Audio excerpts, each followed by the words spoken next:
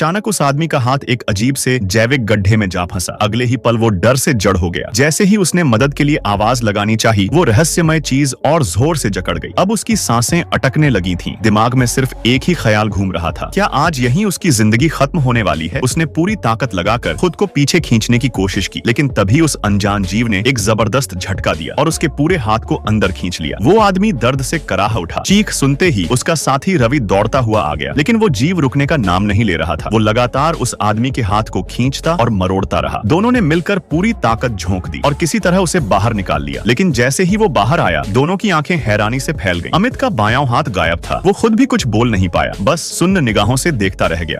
मेरा हाथ। उसकी आवाज कांप रही थी। सबसे अजीब बात ये थी कि घाव बिल्कुल चिकना था, जैसे काटा ही न गया हो। यहाँ तक कि स्पेसशिप के डॉक्टर भी हैरान रह गए। ये तो चिकित्सा विज्ञान से परे है। तभी जमीन पर कुछ रेंगता हुआ दिखाई दिया। सबकी नजरें उसी तरफ टिक गईं। वो अमित का वही गायब हाथ था। धीरे धीरे बेहद डरावने ढंग से वो सबकी ओर बढ़ रहा थी। पांचों लोग सन्न रह गए। हाथ को भागने से रोकने के लिए उन्होंने फौरन एक लोहे का डिब्बा लाया और उसे उसमें बंद कर दिया। शांत रहो, ये सब क्या हो रहा है? किसी ने कांपती आवाज में कहा, लेकिन हाथ शांत नहीं हुआ। वो जमीन पर अजीब से निशान बनाने लगा, जैसे कोई कुछ लिखने की कोशिश कर रहा हो। डरते डरते उन्होंने एक पेंसिल आगे बढ़ाई। कुछ ही पलों में हाथ ने 2 शब्द लिख दिए, सब बर्बाद। ये देखते ही सबकी हालत खराब हो गई और तभी स्पेसशिप के अंदर एक और खौफनाक सिलसिला शुरू हो गया।